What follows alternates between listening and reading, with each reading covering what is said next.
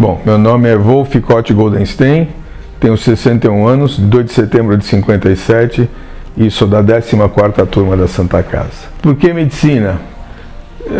Um rapaz naquela época, com 18 anos de idade, não tinha a menor noção do que fazer. Eu não tinha dentro de mim uma coisa que eu carregava dentro da infância, né? Eu quero ser isso, eu tenho dom para ser isso. Eu não tinha isso dentro de mim.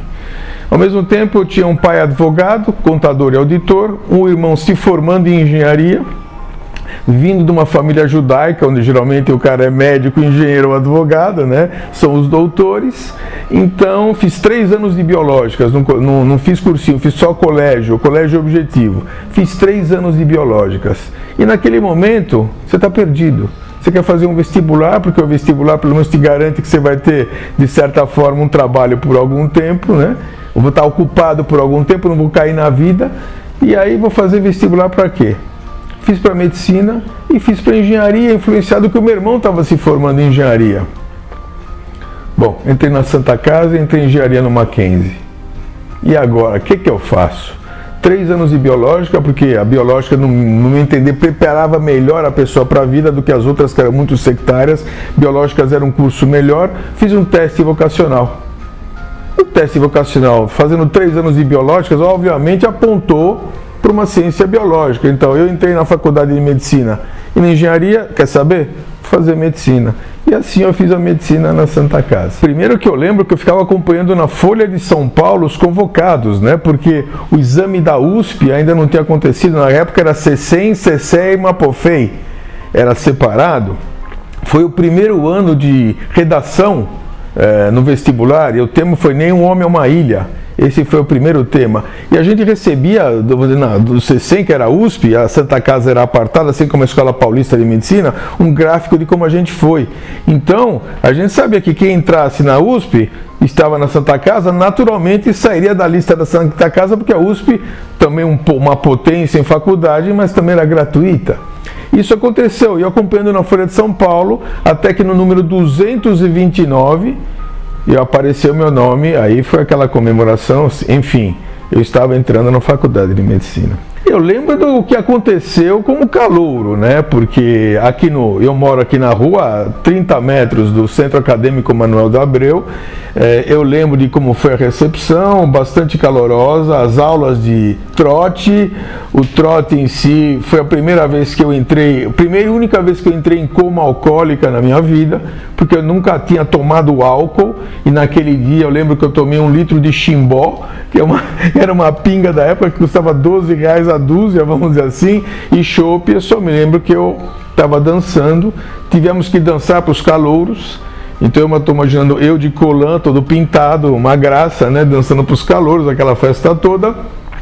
E eu lembro, isso numa sexta-feira, eu lembro que eu acordei sábado no pronto-socorro, na UTI do pronto-socorro da Santa Casa. Às 7 horas da manhã eu tinha estado em coma alcoólica, doutora Clarice Bobroff que me atendeu na época, e meu irmão veio me buscar às 7 horas da manhã. Eu lembro que eu estava com o carro do meu pai, e a chave do carro para dar partida, eu lembro que eu coloquei numa corrente que eu tinha, e o máximo que eu lembro que eu peguei, eu sei que eu simplesmente desmaiei no meio da festa, daquele álcool que eu nunca tomei álcool e continuo não tomando. Então, mas foi muito bacana a recepção, as aulas trote e tudo mais. Depois, as próprias competições que nós tivemos com as outras 2 faculdades, eu me descobri, não sei de que jeito que eu fazia judô, então eu ganhei minhas lutas naquelas competições que tem entre Paulista, Santa Casa e a USP e tal, mas foi muito divertido. Foi um tempo muito bacana, um tempo muito saudoso dos corredores, que eu tinha o meu armário lá embaixo, né, no corredor da Santa Casa, acho que era Toninho, que tinha uma lanchonete lá embaixo. É um tempo muito saudoso. E eu acabei indo para cirurgia geral, porque eu gostava de cirurgia. De novo, eu tinha que entender que a cirurgia preparava a pessoa mais para a vida do que simplesmente um clínico ou um especialista, um oftalmodermato. Um cirurgião, além de ter a clínica aprimorada, ele tinha também uma especialidade, mas além da clínica, ele tinha a condição de poder resolver de uma outra forma. O primeiro ano da residência eu fiz em Ilha Solteira.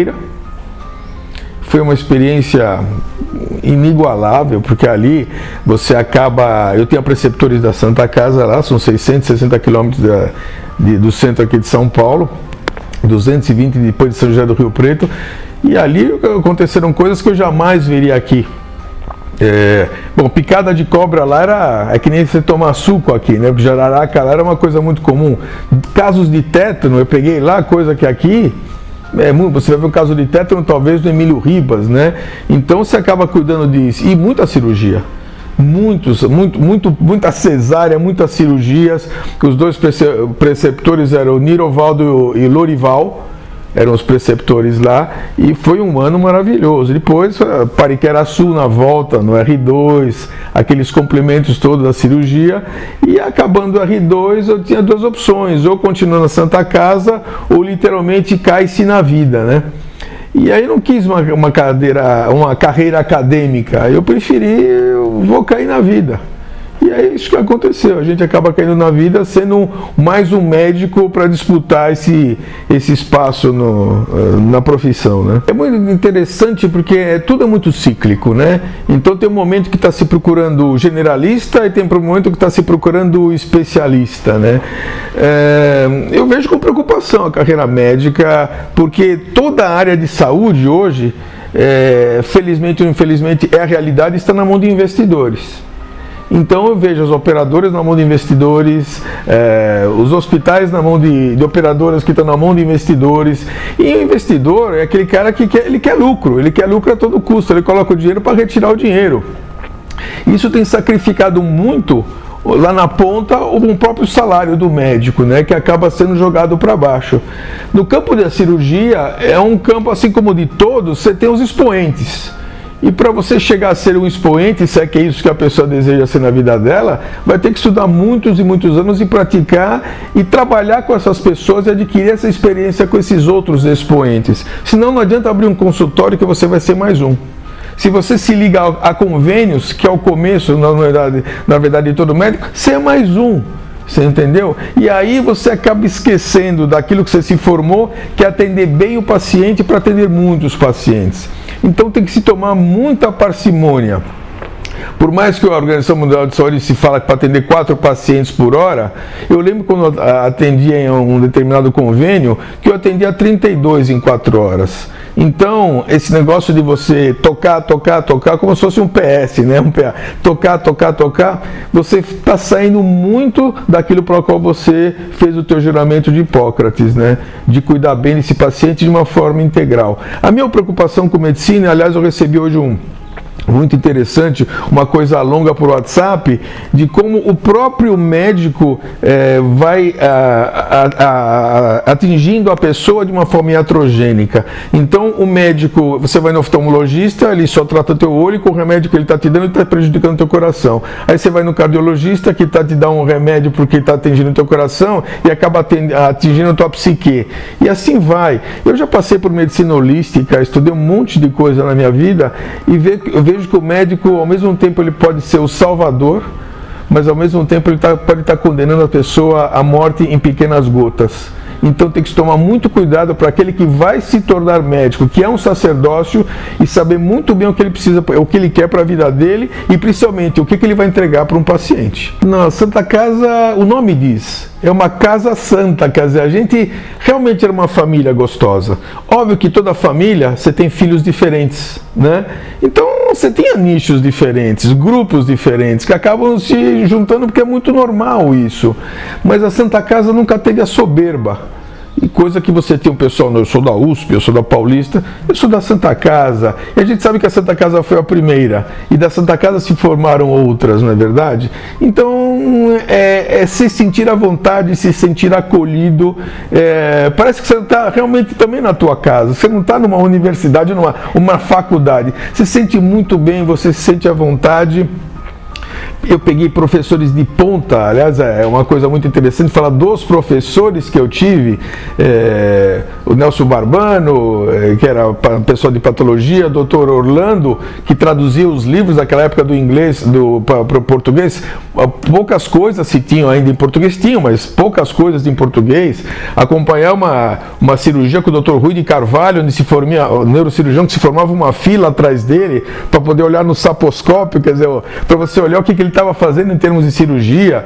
O grupo de ortopedia da Santa Casa, que sempre foi um grupo muito considerado, o Pavilhão Fernandinho, né? A própria pediatria da Santa Casa, com tantos nomes como Berezin, que era da puericultura, a clínica médica, o Dr. Nelson Oriente no pronto-socorro. Eu tinha aula com o doutor Oriente, que foi chefe do pronto-socorro, e muitas e outras situações na patologia, na cirurgia, nas clínicas que você passa para você saber que especialidade que eu vou fazer, os plantões que você começa no internato no 5º ano. Eu já trabalhava desde o 3º ano, tá bom que de uma forma irresponsável, mas a gente logo quer cair na vida e saber como é que é a coisa. O querido doutor Maffei, doutor Cherruti, aquelas brigas dentro da sala de patologia, porque um foi, na verdade, calouro do outro. Enfim, são histórias que estão sempre na cabeça da gente, os nomes estão dentro da cabeça da gente porque são nossa referência. Então quem faz uma boa faculdade, e a Santa Casa é uma ótima faculdade, tem tudo para ser um ótimo profissional. Não significa que todo ótimo profissional veio de uma boa faculdade, mas no momento que você tem uma boa base, você tem tudo para ser um bom profissional. Eu me considero um bom profissional, eu tive uma ótima casa.